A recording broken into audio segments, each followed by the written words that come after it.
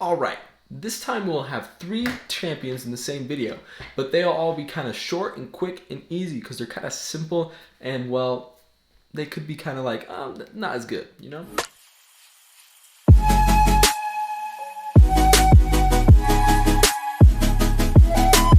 So first we'll have Buldger the Swinger. Buldger the Swinger is a champion with a large attachment or accessory. Not like a cannon, but like something kind of weird like that. Yeah, it does have a hole in it because he is kind of going to use some fire or whatever, but his basic attacks and things are all melee. But that's where his passive comes into play. His passive is every 5th auto attack is a far-ranged auto attack, which will be a blast of fire, not a cone of blast. So it's a straight line, and it could go through enemies and champions. So basically, it will be similar to another ability of his. Whoa! Anyway, so yeah, the 5th auto will always be ranged and will always be farther distance.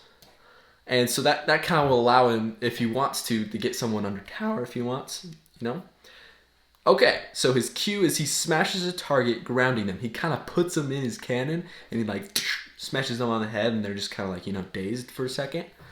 For like, yeah, a second. Yeah, whoa. Doing damage as well. His W's, he swings around twice. He swings around.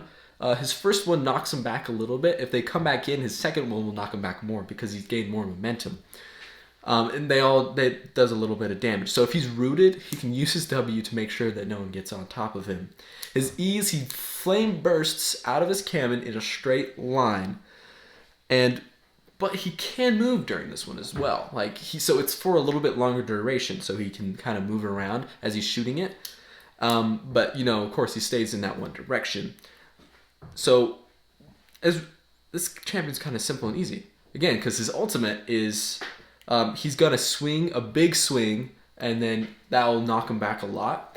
And then he can do a big fiery blast. Oh, well, okay, so his swing is also on fire as well. So, it's a larger radius around him, and he's blowing fire out at the same time, as well as swinging and knocking back opponents. And then afterwards is he's going to be able to shoot in a direction like his E that will do another flame burst. But, similar to his auto. So he has kind of a kit where he uses this straight flame burst. And, of course, the ultimate, you will choose the direction you shoot before you swing. So be careful about that.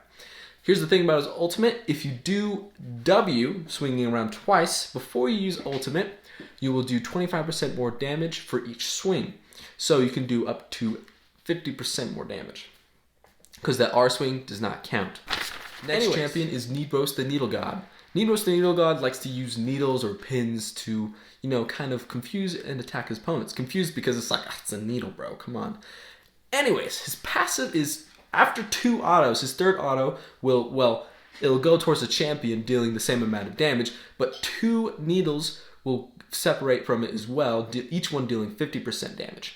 But if the champion is really close up to him, he can eventually do 200% damage, well, you know, because the initial auto and then the 2 weaker autos on the side, because if they're close to him, because it doesn't separate very much. It's slightly smaller separation. Anyways, that is his passive. So it can kind of be really nice if he's in a crowd with a lot of, you know, enemy champions. So guys, real quick, his Q is missing. I'm sorry, I don't know how that happened. But his Q is basically like his passive, where he can spread it out or keep it close in if he wants it to. So kind of like a Hermedinger kind of W there. And it's, yeah, so it just does damage, and he can make it compacted or he can make it spread. Whatever he feels like, you know? His W's, he increases his attack speed, and now his W will kind of go into his E as well because his E has a cool passive. So yeah, it increases his attack speed, and so yeah. His E is a passive, and this one will break armor after the 3rd basic attack, as well as, so his W, E, passive. So you put needles on top of their head as a kind of a mark. And after the 3rd one, so he likes the number 3. So basically the 4th auto will break their armor, as well as dealing extra damage because it's had 3 needles over his head. His W does this it makes it so his E has no limit to the number of needles on their head. And, by the way, anybody hit with your passive on the 2 extra ones will also get a needle on top of their head. So if you increase their attack speed and you're using Q every time it's available, you can have up to like 30 pins on separate champions and minions and characters. And then once your W is done after its 5-second initial attack speed give, every needle falls down. Every needle, despite how many numbers there are on top of their head. And so you can just go and kill everyone, you know? It's pretty cool. Anyways, so his ultimate will have a smaller cooldown because it's... so basically you'll shoot a large needle, you'll fuse together your 3 needles, and you'll shoot 1 large needle at a target. Now this target can be an ally target and an enemy target. So it is a skill shot, but I mean you're still able to shoot ally champions. It's kind of weird, but I'm thinking, you know, whatever, this is in the thought process. By the way, you'll be able to teleport to them. So if you're trying to run away, you can shoot ally champion, ally minion. You'll go there. Not a tower, sorry.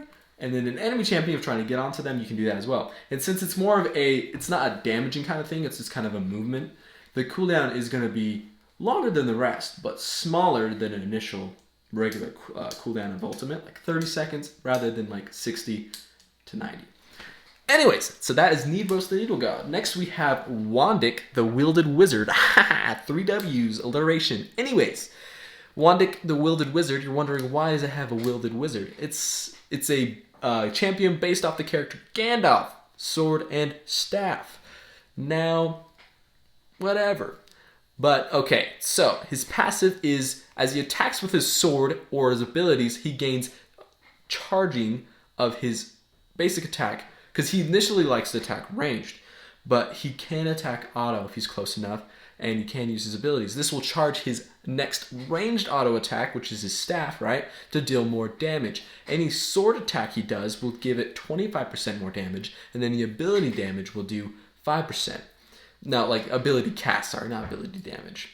So his Q, Ball of Flame, will initially, so he'll fire a ball of flame. If it hits a target, it goes around the target. A fire circle goes around the target, making it so they have to exit and get more damage. If they want to exit, they have to take more damage. Other than that, it lands in a certain direction and it creates a circle, so it can still do damage even if you miss the target. W is a shield in front of him. This shield in front of him will block projectiles, including basic attacks and such, but anything that goes over him or under him does not work, sadly. So, like, a Zac could jump over him, a Rek'Sai could dive under him, you know, that kind of stuff. But it can block anything coming in, except dashes. It does not block dashes or human contact. It just blocks projectiles. But here's the thing about this ability. It's a toggle. You can leave it on as long as you want, protecting your people. But it's a higher mana cost for like the amount of time, because blocking projectiles is a pretty OP stat. Anyways, your E is you will just lift up your staff into the air, kind of signaling to everyone, hey, I'm about to heal y'all. And then in a radius around you, give everyone a small health boost based on their missing health.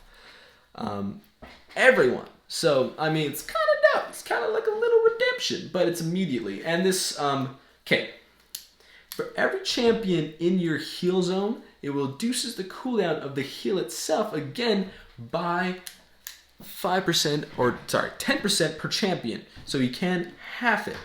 That way, he's kind of more of a support champion, because, you know, he can do that damage on the minions and stuff, and then the champions, but then he can heal, he can shield you from, like, the projectiles, the ADC or whatever. Anyways, his ultimate's pretty cool. You're going to smash your staff, not really your sword, but, like, your staff into the ground. You blast enemies away from you from a target zone, like, from around you, right? Kind of like a Gragas ult, but right on top of you always, never moved. And then enemies away on the outside, whatever. So, the farther away they are, the less they are knocked back. The closer the way they are to you, the farther they are knocked back. And then doing damage. So, yeah, I'm thinking support champion, probably, because he can, you know, shield you from projectiles. He can, you know, do some damage as well as continued damage over time. he can charge up a auto, and then he can heal. So, if your support, it kind of makes sense. So you can get that 10% cooldown on your E at all times. And then, boom, you're good. So, okay, these were the 3 champions. Needros, the Needle God, Buldger, the Swinger, and Wangic, the Wielded Wizard. That is it today, boys. We are done.